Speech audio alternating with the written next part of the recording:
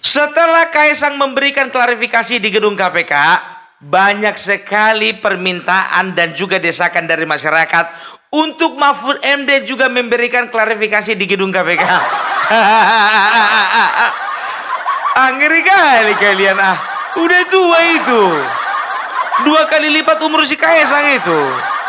Beda lah, beda nyali bro. Kalau Kaisang iya nyalinya ada. Beliau mana ada. Ya kan?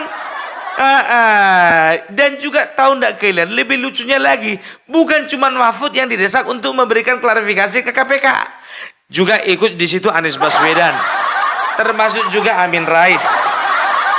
Amin Rais bukan, Ganjar Pranowo. Amin Rais pernah rubah jadi mencalonkan presiden. Oh pernah ya, gagal ya.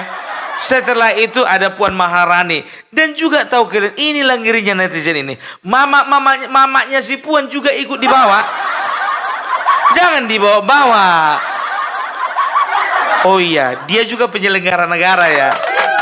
Iya, kalau nggak salah ya, Ibu Megawati ini masih ada di 2 lembaga. Yang pertama adalah di lembaga BRIN, yaitu Badan Riset dan Inovasi Nasional. Baru yang kedua itu di BPIB. Kalau tidak salah itu Badan Pembinaan Ilmu Pancasila ya. Jadi ya memang itu dia. Kenapa masyarakat mendesak ya untuk mereka memberikan klarifikasi kepada KPK? Karena ya selama ini yang mereka naiki itu yang jadi pertanyaan masyarakat, itu jet pribadi siapa? Ya. Sekarang begini ya. Sekarang kita main logika saja lah ya. Begitu juga Said Abdullah ya, politisi PDIP yang sekarang menjadi ketua Banggar ya. Kemarin itu kan juga banyak itu videonya berseliweran ya, ketika dia sedang menikmati rokoknya di dalam kabin pesawat pribadi. Nah, itu juga menjadi sorotan masyarakat ya. Jadi kenapa menjadi sorotan masyarakat? Kalau di antara nama-nama yang kusebutkan tadi ya, seorang hartawan seperti Prabowo wajar, Surya Paloh wajar, Haritano juga wajar, ya kan? Kalau orang yang 3 tadi disebutkan naik pesawat jet pribadi, udah itu cocok jalan-jalannya. Mana cocok lagi orang itu pesawat komersil, kan begitu, hartanya melimpah.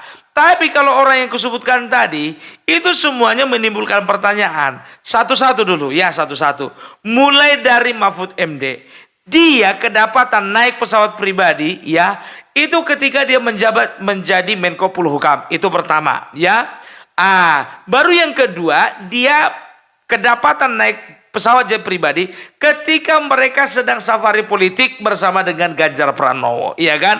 Sekarang yang jadi pertanyaannya ya, oke, kalau mereka tidak mengeluarkan uang sendiri, apakah itu ada kaitannya dengan gratifikasi ya? Apakah gratifikasi tersebut ada kaitannya dengan jabatan yang masih melekat di tubuh mereka? Karena waktu itu dia masih Menko Polhukam ya. Katakanlah juga waktu dia itu menjadi capres safari politik, dia waktu itu sudah lepas dari Menko Polhukam. Oke lah. Tapi Megawati yang sering menemani dia kampanye kemana-mana itu harus diperiksa. Dan juga Puan Maharani. Kan begitu ya. Setelah itu kita masuk ke Anies Baswedan. Anies Baswedan ini lebih tanda tanya awak. Iya kan. Udah lama dia nganggur. Iya kan. Coba, kenapa dia bisa jadi naik jet pribadi? Dari kawan, punya kawan, nebeng sama kawan. Kenapa kalau Anies Baswedan nebeng sama punya kawan, gak ribut kalian? Tapi kalau Kaisang nebeng sama kawannya, ribut kalian. Gitu loh ya. Itu dia. Sekarang kita masuk ke Puan Maharani. Oke, katakanlah dia seorang ketua dewan. Ya. Tapi Said Abdullah bagaimana? Yang merupakan anggota dewan biasa, bukan ketua dewan. Dia memang ketua fraksi, ya, tapi dia bukan anggota, bukan ketua dewan. Sekarang kita lihat dulu ya, masalah penggajian menjadi anggota DPR ya.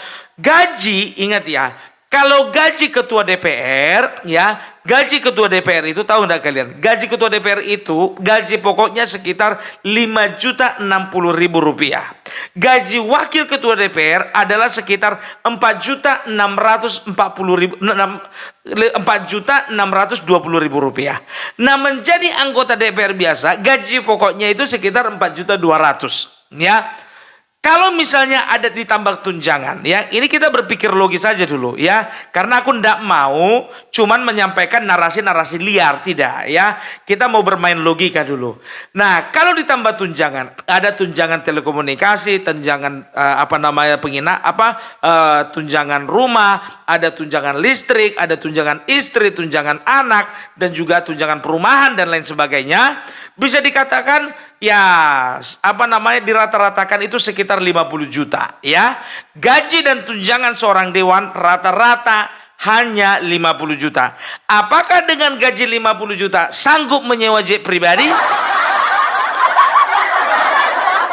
Apakah kami sebagai masyarakat tidak berhak meminta kepada Ibu Puan Maharani dan juga Said Abdullah sebagai anggota dewan untuk memberikan klarifikasi kepada KPK? Wajar enggak? Wajar. Jadi kalau ku bilang untuk kalian yang selalu nyinyir, kenapa anak presiden yang bukan penyelenggara negara, yang bukan anggota legislatif, yang bukan anggota yudikatif, ya, kenapa kalian itu terlalu menyerang? Ya, sebetulnya sih kita udah tahu sih motivasinya. Tapi ketika beberapa tokoh yang kusebutkan tadi, kalian diam aja. Ya, itu dia. Jadi cobalah kita fair-fair aja, ya.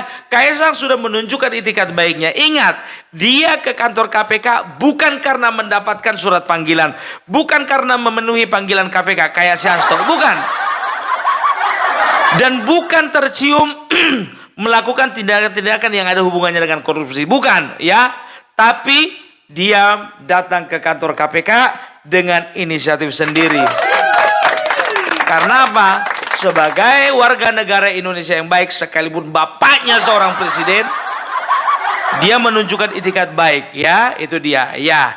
Kita udah tahu bagaimana konsekuensinya. Ya, kalaupun dianggap itu sebagai gratifikasi, maka penilaian dari KPK, ya, di gratifikasi tersebut, maka Kaisang harus mengganti senilai dengan senilai dengan harga, ya, yang merupakan nilai dari gratifikasi tersebut. Tapi itu nggak masalah, ya, karena dia udah siap lah, ya, itu dia. Dan juga kalian harus tahu, ya, kalian udah harus tahu bahwasanya Kaisang itu pergi ke Amerika itu judulnya hanya nebeng. Ada yang nyeletuk, iya nebeng sama pilot. Emangnya kalian harus tahu rupanya dia ikut nebeng sama siapa? Ada berapa orang dalam pesawat gitu. Gak perlu kalian tahu itu. Yang tahu itu kan KPK. Gitu. Jadi ada beberapa hal ku petik, ya. Kalau video yang tadi, yang beberapa video sebelumnya itu, aku hanya mengungkapkan bagaimana seorang Mahfud MD disemprot sama si Alvin Lim. Ya, kalau untuk saat ini ada beberapa hal yang unik, ya. Beberapa hal yang unik. Kenapa Kaisang berbuat hal yang demikian? Kalau aku bilang sih ini adalah sesuatu yang bisa dikatakan ini langkah yang tidak diduga-duga, ya. Ini langkah yang tidak diduga. Karena apa? Karena sempat kemarin itu aktivis 98 melaporkan ke polisi bahwasanya mereka kehilangan Kaisang. Aktivis 98 dulu kok beda sama sekarang ya? Nggak malu kalian? Tapi nggak apa-apa lah, ya, nggak apa-apa, nggak kusalahkan juga, ya, itu hak mereka lah, ya, itu hak hak mereka, ya, diatur oleh undang-undang, ya, itu dia, undang-undang berapa tanya mereka,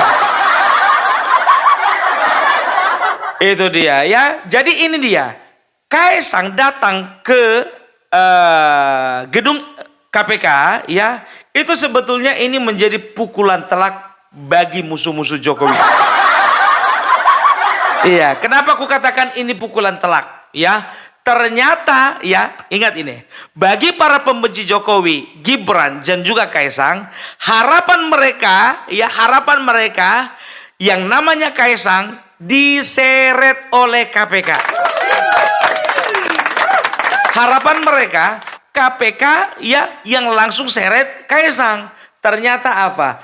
Kaisang dengan santai, dengan pakaian putih hitam, dengan ketawa ketiwi mendatangi gedung KPK. 1 poin. 1 poin. Baru yang kedua ya. Selama ini kan beberapa hari belakangan ini ya, munculnya Rocky Gerung, munculnya Refli Harun, munculnya siapa lagi itu ya, Dr. Tifa, munculnya Mahfud MD. Ya, mereka itu selalu menyampaikan spekulasi-spekulasi jahat ya. Oleh karena memang Kaisang juga tidak memberikan klarifikasi. Sekarang begini ya. Kalian tahu atau tidak? Sadar atau tidak? Bahwasanya Kaisang itu sengaja tidak memberikan klarifikasi ya. Karena apa? Karena ada aturan yang menyatakan bahwasanya seseorang penerima gratifikasi itu ya diberi waktu sampai 30 hari. Tapi orang ini selalu selalu menggiring opini bahwasanya Kaisang itu lari dari tanggung jawab gitu. Ada rentang waktu selama 30 hari, bro. Makanya ya, cobalah kalian itu pintar-pintar dulu. Jangan muncul kalian tebal-tebalkan. Isi kepala kalian kurang-kurangi. Makanya ya, ada itu kalau Hasan Nasbi itu mengatakan ada 3 gerakan DFK. Yang pertama itu D, disinformasi, F, fitnah, K, kebencian ya. Karena inilah yang mereka pakai untuk menyerang pemerintahan saat ini ya. Kita biarkan saja. Ingat ini aku bilang sama kalian ya. Kita biarkan saja ya, karena apa? Karena dari mulai sekarang tanggal 19 atau tanggal 20 ini. Sekarang tanggal 18. Tanggal 18 sampai tanggal 20 Oktober masih ada waktu sekitar 30 hari lagi untuk mereka bersilat lidah. Untuk mereka memacu adrenalin mereka sendiri. Ya, itu dia. Jadi wajar-wajar saja kita biarkan aja mereka ya. Karena gimana pun juga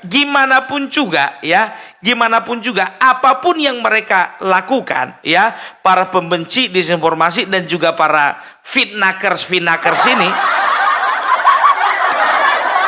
ya, nyonyor mereka itu nggak akan berhenti sampai tanggal 20.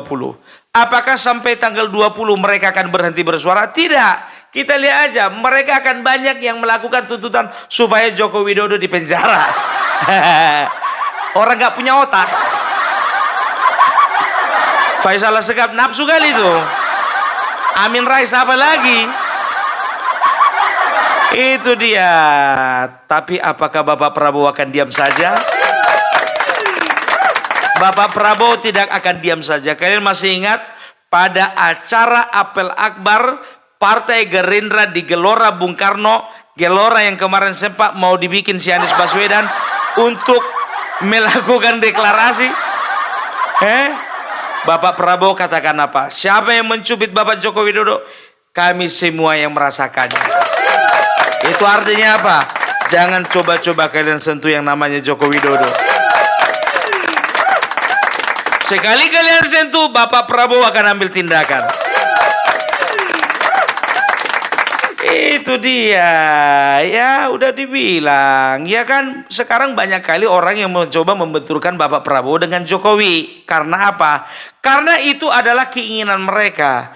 Jadi halusinasi mereka ciptakan, di alam bawah sadar mereka ciptakan, oh iya, Joko Widodo harus berbenturan dengan Prabowo. Makanya mereka tebarkan isu-isu yang bisa dikatakan isu kekanak-kanakan dan juga kampungan. Itu dia ya. Jadi itu tadi kan sudah ku tampilkan ya, ku tunjukkan sama kalian gaji seorang dewan dan juga bahkan ketua dewan sekalipun nggak sanggup untuk menyewa sebuah kapal sebuah jet pribadi ya. Jadi apalagi yang namanya Anies Mahfud MD itu nggak bisa. Kalau dibilang nggak masuk gitu loh, penghasilan mereka nggak masuk. Tapi kalau misalnya bicara tentang relasi ya masuk-masuk saja. Kita terlepas dari bicara undang-undang ya, mereka kan punya banyak relasi, mereka punya banyak teman, mereka punya banyak kolega ya. Tapi sekarang begini, apakah yang tua saja yang harus punya kolega? Anak-anak muda tidak? Ya, seorang Kaisang itu juga pengusaha, Wak. Seorang Kaisang itu juga, dia itu ingat, dia itu ketua umum Partai Solidaritas Indonesia. Dan kita tidak bisa menutup mata bahwasanya seorang Kaisang juga memiliki kolega yang banyak. Oke? Jadi itu dia ya. Jadi judulnya tadi sudah ku sampaikan sama kalian. Apakah gaji Puan Maharani cukup untuk membayar sewa jet pribadi? Kalian jawab sendiri. Aku sudah tampilkan juga tadi beberapa video ya. Oke, bye-bye. Salam Parbelak, salam NKRI. NKRI harga mati.